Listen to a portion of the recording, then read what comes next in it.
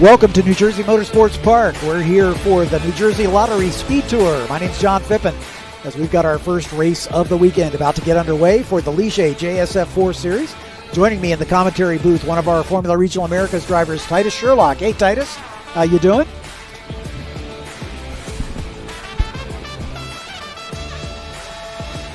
Yeah, as they're lined up, it is a Formula One style standing start. Once the cars are all in position. And you can hear the cars come up on the rev limiters as we are just about ready to go racing. And they are away. And everybody gets away cleanly. We'll introduce the drivers to you as they come around over the course of the race. Apologies as we had a little delay from one of the vintage races just ahead of us. It looks like Kekai Hauanio is going to lead the parade from the pole position through turn number one, as we've got a couple cars going wide. Brad Madgeman, his teammate, and we do have a car with all four wheels off in the grass, but able to get it gathered back up and join at the back of the pack. It's right behind Ethan Sterling. Ethan Sterling in the blue and white car, making his debut, making his first start, but the car that went off was the 83 of Christopher Parrish, one of the IGY6 machines. As the field working its way through the chicane at turn 3. Kekai Hauanio started on the pole. Right behind him, Brad Madgeman. Drew Such started in the third spot. Harbor Doss in fourth. Dimitri Nolan in the fifth spot. Christopher Parrish, who's now dropped to the back, started sixth. Bacon Zelenka in the 45 was seventh. Teddy Musella, the points leader, started in eighth position after a crash in qualifying. Maite Cáceres in the number 6, our only female in the field. Jake Pollock in the 1. Rafael Wallish in the number 27, rounding out the field with Ethan Sterling, as we mentioned, from Massillon, Ohio, making his first start with us. As we come by to complete race lap number 1, and it is Kekai Hauanio out in front, and Brad Madgeman right behind him. Those two will be joining us in the commentary booth for the next race for Formula Regional Americas. Harbor Doss in third. Maite Cáceres, what a great start. After starting back in row 5, she is already up to fourth. Maite's showing some great racecraft here. And that's her right at the tail end of that 4-car scrum that you can see. But there's the lead duo of Hauanio and Madgeman, and then a little gap back to Harbor Doss. You can see the 6-car of Maite Cáceres all over the back of the 5 of Dimitri Nolan. Titus, of course, you raced this car in the F4 Championship. Were the vice champion of the F4 Series a year ago before stepping up to Formula Regional Americas. Tell us a little bit about this car and how it's different from the FR car that you're running now. Yeah, of course, the FR car, it's a bigger car, more downforce, bigger brakes, bigger tires, more power, so it's essentially just more of everything. And it's also a bit harder to race as well. You have a bit more dirty air. The F4 car, the Ligier JS F4 car, is a very good car to race. It's easy to draft, not too much dirty air, so hopefully we can see some good racing here. That's the plan anyway. Hauanio with the lead, Madgeman in second, Doss in third, Maite Cáceres, as we mentioned, up into fourth spot. Drew Such, Dimitri Nolan, Bacon Zelenka, Teddy Musella, Jake Pollock, and Rafael Wallish. Here come the leaders across to complete race lap number 2. You can see them coming under the drive-over bridge right there at turn 12. Good side-by-side battle as the 5 of Dimitri Nolan and the 28 of, oh, I'm sorry, I have the wrong button pushed here, my bad. As Dimitri Nolan in the 5, Drew Such in the 28. Spinning in turn 2. Yeah, turn 2's been a trouble spot for a couple drivers. In fact, it caught out your teammate in the qualifying session for Formula Regional Americas as Patrick Woods-Toth went off at that very spot, but unfortunately he made it all the way to the tire barrier. Bacon able to keep it off the barriers, but he'll drop all the way back to the back. Bacon in the number 45 car. Bacon, an 18-year-old out of Lyons, Illinois for Crosslink Kiwi. He had a podium a year ago in the F4 Championship. This year he's had a pretty good season as well. He's standing third in the points. He's got 2 wins and 3 podiums, but he's going to have an uphill struggle for the rest of this one for sure. As Hauanio and Madgeman have built up about a 3-second lead over third-place runner Harbor Doss. Dimitri Nolan still in the 4th spot. Drew Such in 5th. Maite Cáceres back to 6th. Then a gap to Teddy Musella, who had a problem in qualifying. Normally he would start near the sharper edge. He's got 2 poles already this season, but he had a problem in qualifying and had to start a little deeper in the pack than he would have liked. We understand that Teddy Musella and Harbor Doss both bolted on a fresh set of Hankook slicks as everybody else is running scrubs left over from after qualifying.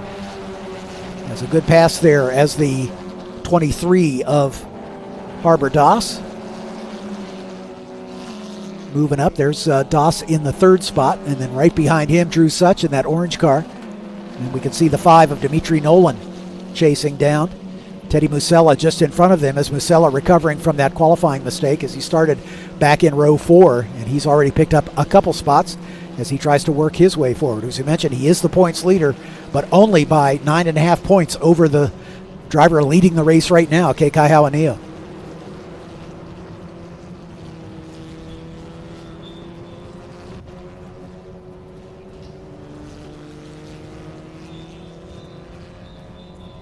Kekai with 4 wins on the season, 2 other podiums.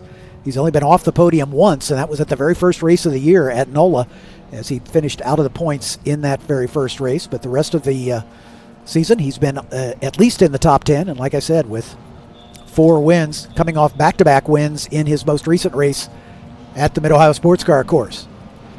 Kekai stretching his advantage over his teammate now, up to about a 2nd and 2/10. As there is the 95 of Brad Matchman, our second place runner. Brad, a 15-year-old out of Melbourne, Australia. A phenom in the karting ranks in his native Australia. And then has come over to this country and is doing a great job in this series. Still making a few mistakes. I know he's under the same tent as you guys, and he's made a few mistakes over the course of the season, but he's learning. And here's a great battle for that 4th spot between Musella and Such. Such in the orange car, Musella in the red one. Drew Such in a single car team for Such Racing. Musella racing for the Scuderia Buell 2-car team. Rafael Wolish, his teammate on that team. Rafael from Rutherford, New Jersey, making his first starts with us here this year at the last race meeting at Mid-Ohio. So great to have him here at his, quote, home race, closest to Rutherford, where he lives.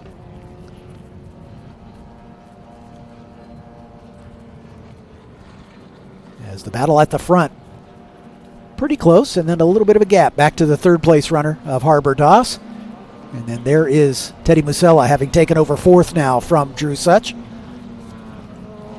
As you can see them coming across the start-finish line, down into turn number 1. Drew Such staying right with Teddy Musella, right under his rear wing, to see if he can perhaps get that position back.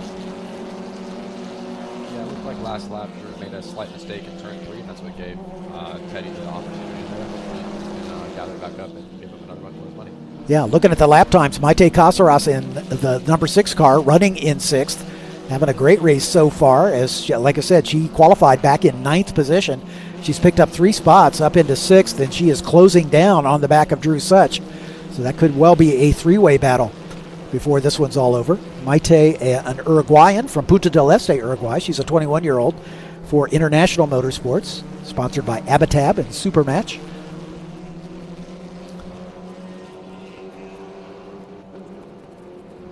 We're fortunate enough to have a female driver in each of our 3 classes here this weekend, and Maite's the one that fills that role. She's a recipient of the PMH Powering Diversity Scholarship, given an opportunity for minority and female racers to make their way into what has been a male-dominated sport. But look at Brad Matchman, man. He has caught our leader, and we got a side-by-side battle brewing here for the top spot.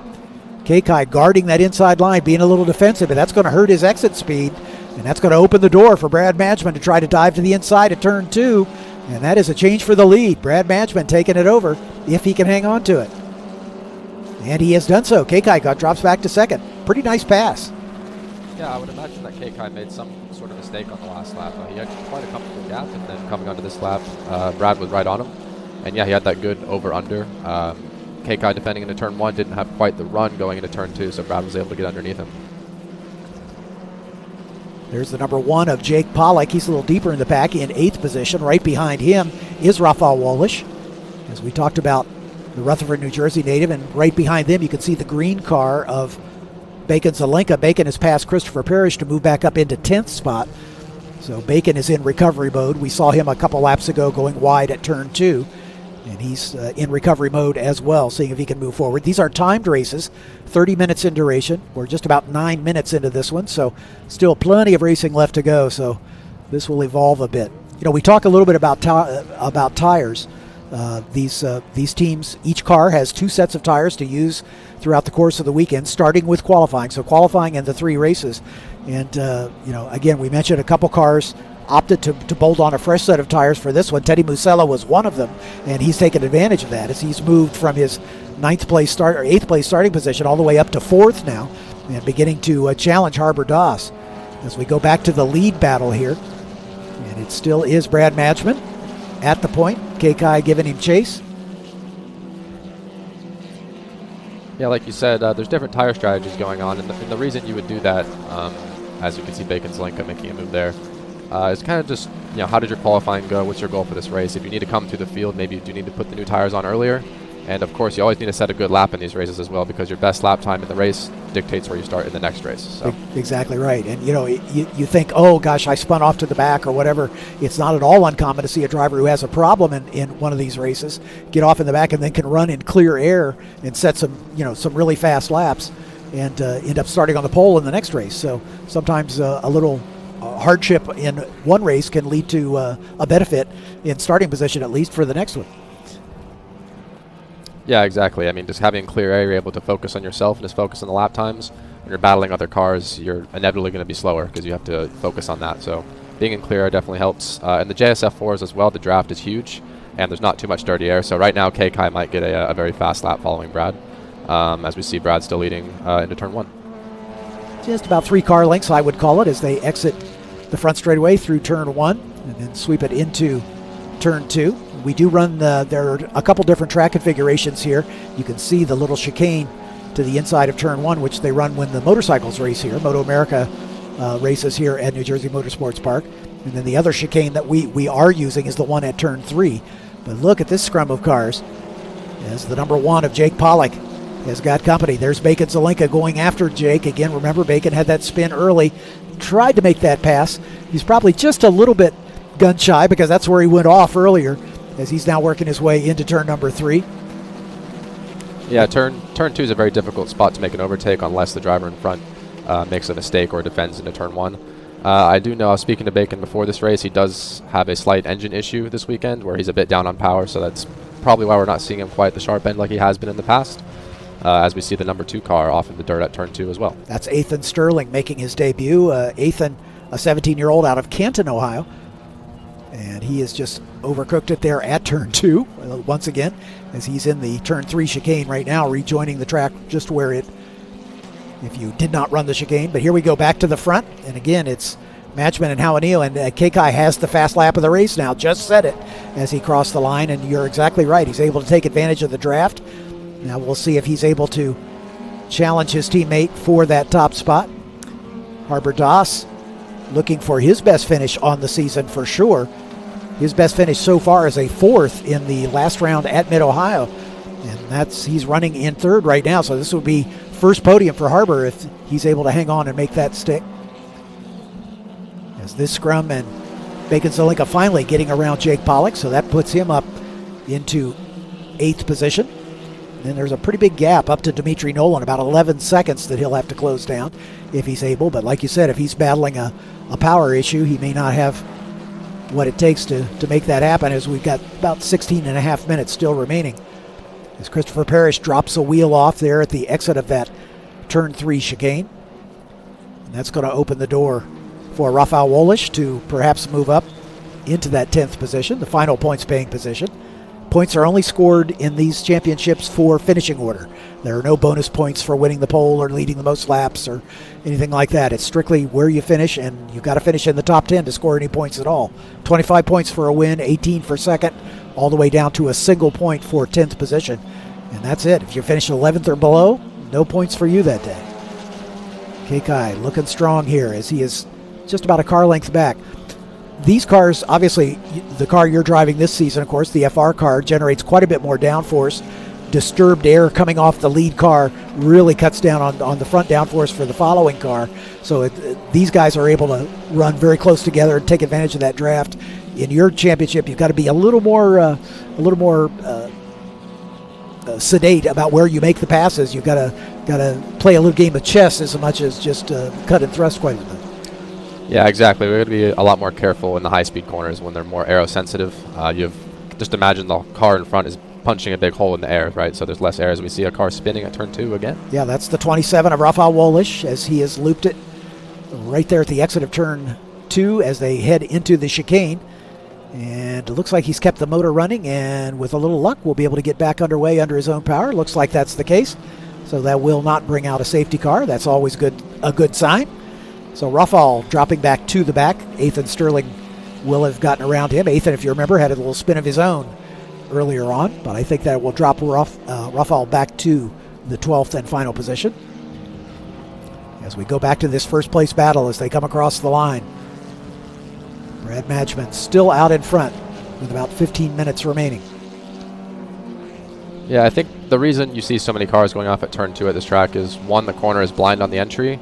The car gets light at the top, and then the curb is also very unforgiving. And at least in the Formula Regional car, you actually can't see the curb until you're on it. And if you get any more than just a wheel on it, you start to bottom out and go off the track. So it's a very hard corner to judge. There's the battle between Maite Cáceres and Dimitri Nolan. Maite still trying to close down on Drew Such, but she's got company with Dimitri Nolan right behind her. Dimitri in the number 5 car out of Fairview, Texas, for Crosslink Kiwi. A lot of Texas drivers here.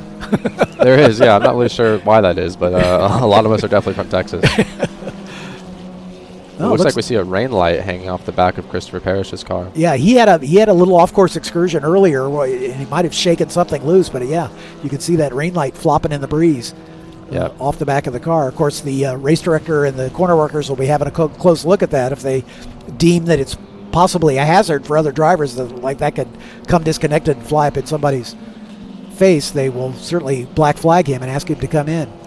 But here goes Kekai thinking about pulling the trigger here, as he is right on the back bumper. Yeah. Ooh, Kekai dropped he got high center on both curbs there. He's now off, it looks like. Both curbs are very unforgiving. As soon as you get on them, you start to bottom out in a Formula car. So you raced here last year, and of course, the track was repaved in the offseason. It's significantly faster, 2 to 3 seconds quicker for most of the classes. Has that made it a new challenge? It has, yeah, and they've also opened up turn 1. They've made the apex a bit more to the inside, which makes it an even harder corner to pass now since you're braking even less. And then the surface as well, the tire deg is a lot better than it used to be. There's not too much of it. And as you said, it's a lot quicker as well. So it's a lot of fun to drive, but turn 1 is now very difficult to pass on. There you go. Christopher Parrish going side by side with Jake Pollock as they continue their battle. That's the battle for 9th and 10th position. Parrish in the gray number 83 for IGY6. Pollock in the two-tone blue colors of the Jensen team. As we mentioned, Jensen with a debutant driver here this weekend, Ethan Sterling in the number 2. After a little off, he is back at the back of the pack right now. And we could see Brad catching him right now. He's going to really hope that he gets out of his way so he doesn't lose any time to Kekai. I'm sure Kekai's going to be hating this because he's had a very dominant weekend so far. I believe he's been first every single session. He has. So this is going to be hurting him for sure, and you can see the mistakes are starting to creep in, a bit of frustration maybe.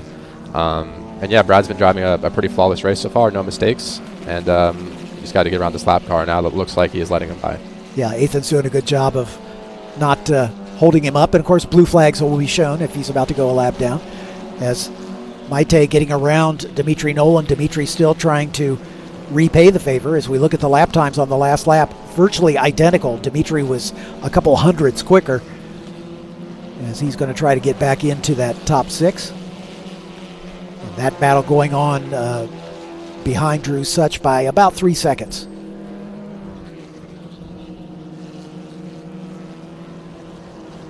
Good shot of the turn here. It's so easy to drop a wheel off. You can see the little cloud of dust kicked up as we see Christopher Parrish's rain light still flopping in the breeze for him, the number 83. Chris wasn't with us back at Mid-Ohio. Unfortunately, you had to miss the Mid-Ohio round as well. Tell us a little bit about that. You had was it a brake failure? Yeah, in the final practice of the weekend, going into turn 2, which is a hairpin, I had a brake failure. Hit the wall head on, and unfortunately had to spend the night in the hospital and had to miss the whole round. So unfortunately my championship challenges were significantly hurt there, but I'm back now. Hopefully we can get back to the top where we belong. So yeah, and unfortunately for him, not so much for you. The points leader in your class, not here this weekend, is Ryan Sheehan, dealing with funding issues, which is an ongoing issue for everybody that races in these feeder series. Not able to make the trip here to New Jersey. Hopefully we'll see him again at Mosport, but that's a tale yet to be told.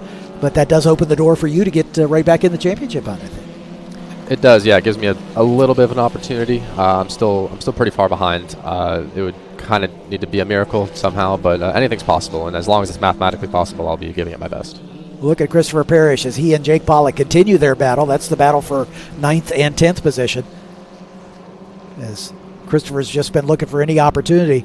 Christopher, of course, an off-road racer. The reason he missed Mid-Ohio is he had a conflict with his off-road racing commitments. And so he does pavement racing as well as off-road racing. And he's probably as well-versed at car control when it's not on pavement as anybody else here. So, as looks like Brad's beginning to draw away here a little bit. I think after Kekai made that little mistake, although he did just reset the fastest lap of the race. So I think he just needs to settle down and see what he can do. There's about 10 minutes, just under 10, about 9 minutes remaining in this one, so it's doable, but Brad would have to make a mistake, I think, to give him an opportunity to close down that almost second and a half gap. Yeah, Kekai did just bottom out on the turn 2 curve again. He got very lucky and was able to keep it on track. It's pretty difficult to do there, so he's pushing very hard to catch up to Brad, that's for sure. Yeah, that's what caught out Patrick, I think, in qualifying. He was going for just that little bit extra, and that's where it created a problem. Here comes that battle between Christopher Parrish and Jake Pollock as they continue. Parrish down to the inside. Still side by side. Trying to stay off that curb is Jake Pollock. Looks like he's gotten it done, but Parrish has made the pass up into 9th for the moment at least. Yeah, it was a good pass down the inside of turn 1. Used the draft, pulled out, and was able to... they almost went side by side to turn 2 as well, but Pollock backed out and Parrish got the position. There you go. Jake's had a pretty good season. Jake is 5th in the points. He's about 45 points behind the 4th place car, but he's had 2 podium finishes already, his first 2 podiums after racing with us a year ago. So he's had 8 points paying finishes out of the 9 rounds, so he's having a pretty decent season. Kekai's beginning to close the gap down, although he lost a little bit of ground on that lap as it was down under a second and a half. Now it's back up to about 1.6, the interval between he and Brad Madgman. Yeah, what he needs to do now is set at least 1 or 2 good laps and get back in the draft. Then he can really catch again, because that's going to be a huge advantage down this front straightaway here that goes on what feels like forever in F4 cars. So he just needs to get back in that draft for sure. Maite Cáceres just set her personal best lap, and it is showing as she is caught right up to the back of Drew Such. This is the battle for 5th. And right behind her is Dimitri Nolan, who also set his personal best, but Maite was a couple tenths quicker. So we'll see how that shakes out. As Jake Pollock trying to reel Christopher Parrish back in to see if he can challenge for 9th, as these two battling for the final 2 points paying positions.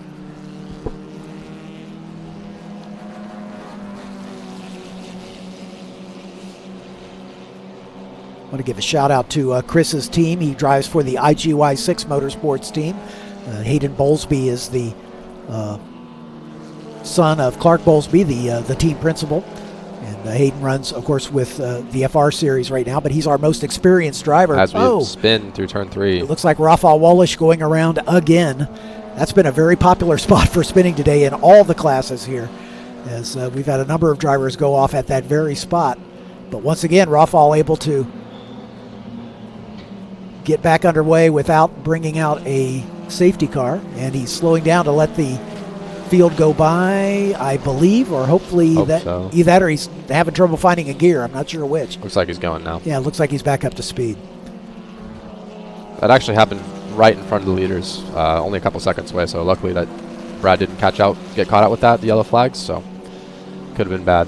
At the moment, Brad's going to be feeling like this race is taking forever because he has Kekai closing up on him. Kekai's been faster the whole weekend.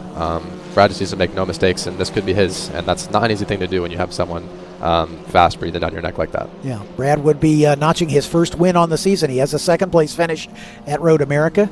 He had a couple podiums earlier in the season that ended up not surviving the steward's review after the race had concluded, as he was penalized for a couple incidents. But this would be his first win on the year. And for a 15-year-old, that's pretty special stuff. Brad's a very entertaining guy. In fact, these two will be, like I say, sitting in your chair for our next streaming race. And they're good friends, pretty much inseparable these days. And Brad and Kekai make quite a pair. Very different personalities. It's just it's interesting to see how close they've become with the fact that they're so different. Here's Drew Such with Maite just behind him. Here's Maite, then Dimitri Nolan. Bacon having an up and down race is about 8 seconds up the road. As the Jensen car behind them is Jake Pollock, but he is a lap down, I believe. Or that's Ethan Sterling, excuse me, who is a lap down. Here's the battle with Jake Pollock with Christopher Parrish. And Jake just set his personal best at a 24 flat. Looking at the lap times, Brad has set the fastest lap of the race, Kekai second, so they'll start on the front row for the next race as it runs right now. Teddy Musella will start in row 2, Harper Dawson row 2 with him. Bacon in row 3 along with Maite. So again, all about the lap times turned in this race. As Brad Madgman, with about 3.5 minutes remaining, looks like he's doing what he needs to do to keep his teammate behind him. Yeah, Brad's had a very impressive race here. He hasn't made any mistakes. He's had the pace. You can see Kekai almost losing his car there, very close.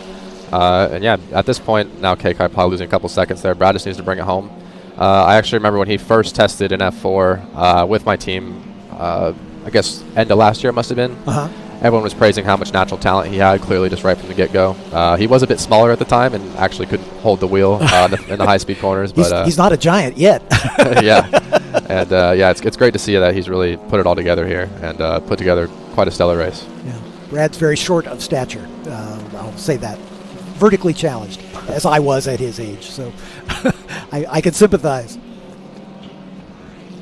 As Christopher Parrish and Jake Pollock continue their battle for 9th and 10th. Jake, as I said, having set his fastest lap of the race on the last lap, trying to retake that 9th spot. As they work their way out of that very tricky turn 10, now into turn 3. You can see at the top of the frame, if we weren't running the chicane, they would go straight and rejoin the track right at that point. But the first time we brought the F4 cars here back in 2016, maybe 18, we did not run the chicane, and the race director made the decision after that we're going to run the chicane after this because there was a little too much speed coming down into turn 5, and that was a pressure point. But I'm really amazed at how much different the track has been. As when we raced here a year ago, it was pretty straightforward. It was a track that we didn't have a lot of incidents, and everybody seemed to have a pretty good handle on it. But with this repaving and the new curbing and the changed configuration of turn 1, over the course of the weekend, in all the classes that are racing here this weekend, we've had quite a few more incidents than we had a year ago. As Maite coming under some serious pressure now from Dimitri Nolan, trying to take that 6th place back. And she's got her mirrors full of the number 5. Maite racing for the International Motorsports team, and Dimitri one of the drivers in the Powerhouse Crosslink Kiwi team. As we got a 1.5 minutes remaining, we should see the white flag, if not this time, by the next. There's Brad, and Kekai is well back, so he must have made another mistake at some point, as the white flag is once again in the air. So yeah, it's almost 3.5 seconds, so Brad is able to take it easy here. How much feedback do you get from your team at a stage like this? If you got a big lead, are they on the radio to you telling you, hey, take it easy, you got this handled, or do they let you go and leave me alone, I know what I'm doing? Yeah, it just kind of depends what the driver prefers. Sometimes they'll update you on the gap each lap. But if you're at this point with Brad, I'm sure they're just going to stay quiet. They don't need to tell him anything, or maybe just bring the car home. You have a big gap. Yep. Whatever that may be. So yeah, it's really just driver preference, and I'm sure they'll be letting him know that he just needs to bring it home safe. Yep, sounds good.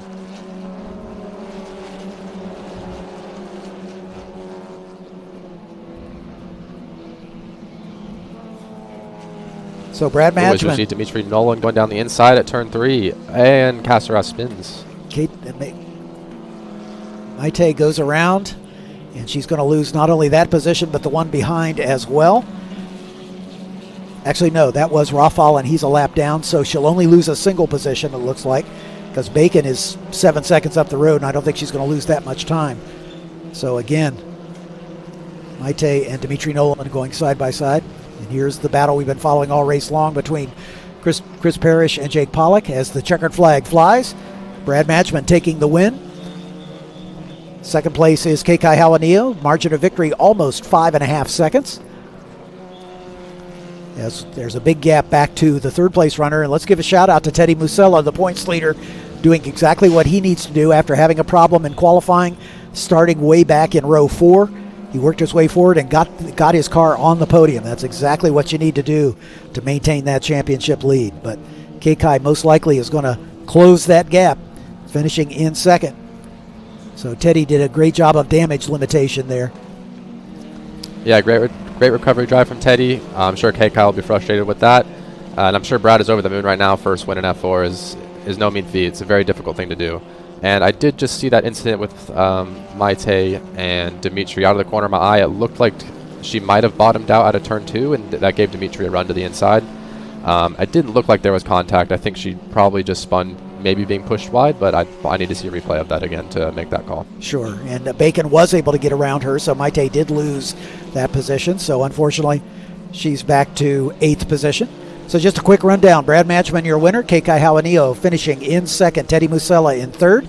Harbor Das in 4th. Drew Such finishes in 5th spot.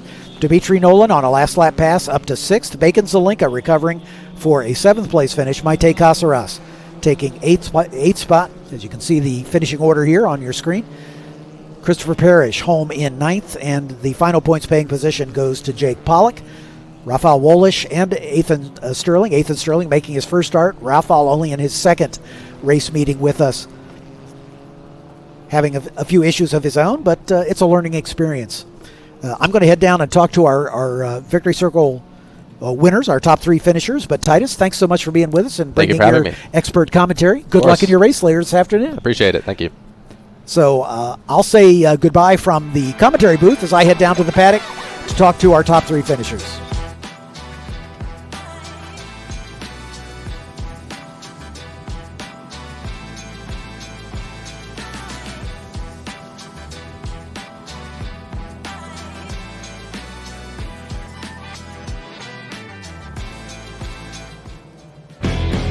Summit Point Speed Tour returns to Summit Point August 16th through the 18th, featuring the Sports Car Vintage Racing Association, Formula Race Promotions, and Optima's search for the ultimate street car. Saturday, you can take part in the Haggerty Cars and Caffeine Car Show with Parade Lab. You do not want to miss the Summit Point Speed Tour August 16th through the 18th. Advanced ticket discounts available. Children 12 and under are free. For tickets, simply go to speedtour.net.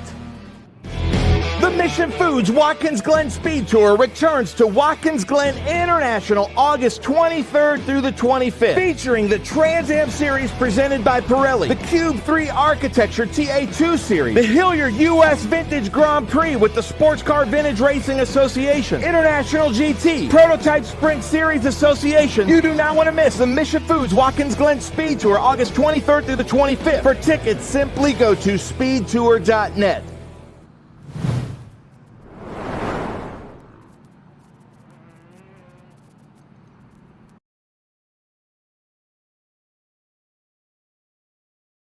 You know, the real neat thing about the racing series that we have is that we have 3 levels, and we call it the ladder system for drivers to be able to learn the profession of driving a car. A lot of these drivers come out of go-karts and come into our JS F4 car, which is an entry-level car, 160 horsepower, about 125, 130 miles an hour, and they get to learn the craft of driving a race car, which is really cool.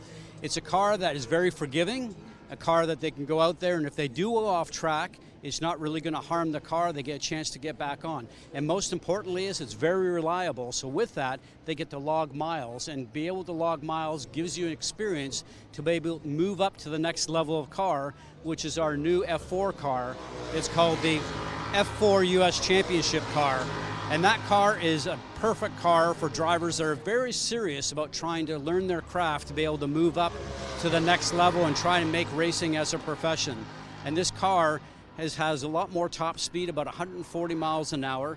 It looks like a small F1 car because it has a halo on it, and the car is very fast, very reliable, has a really neat V4 engine which makes a great sound. You can hear that in the background right now because that's what's out on the racetrack. I really get excited when I hear about it because it really tells you that the car is going fast and makes a lot of horsepower. A lot of downforce. The car is very, very nice to drive. Drivers are telling me it's very refined from our very early car that we had, the Gen 1 car. So this Gen 2 F4 US car is really cool to drive. And then when you move up to the top step, and it's our FR Championship car, FR Americas. And really it's an F3 car from Europe, and we call it Formula Regional Americas. And this is the last step that we have, and the drivers that leave us after this step generally move into what they call the Indy Next Series, and that's the series that's just below the Indy cars. So their goal is to get into that series or maybe head to Europe to try and do Formula 2. Either way, it's a great car for training. It's got just over 300 horsepower, a lot of downforce, a lot of grip, and it teaches them the art of being able to drive the car hard into the turn, get through the center of the turn, make sure they can come out very quickly, and the art of driving something that is right on the very edge, which is very important for these drivers to learn. So the 3 steps that we have in the series that we have here is a great training ground for up-and-coming drivers.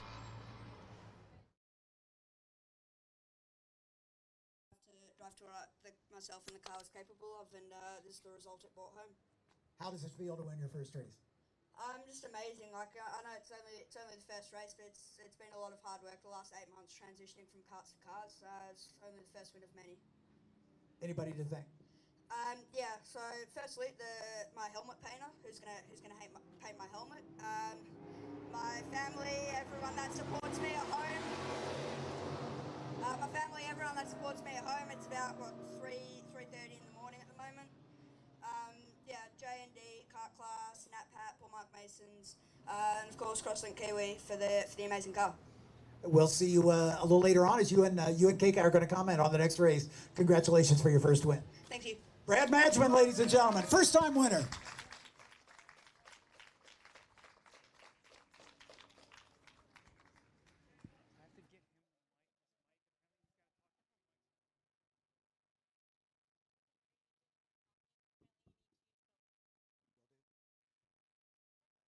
We're going to commence with the hat dance as we acknowledge each of our series sponsors over the course of our podium celebrations, as we've got Radford Racing School hats on each of our drivers. Radford Racing School with the Karts to Cars scholarship.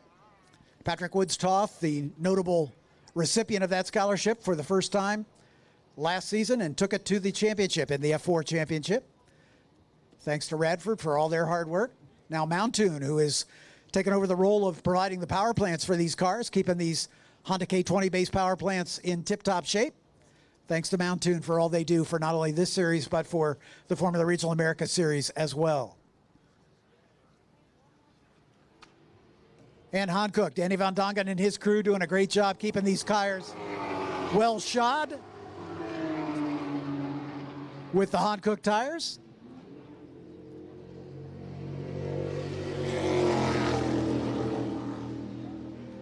And now it's time for a little celebration. Let's hear it for Teddy Musella, Kekai Hauanio, and Brad Madgman, a first-time winner.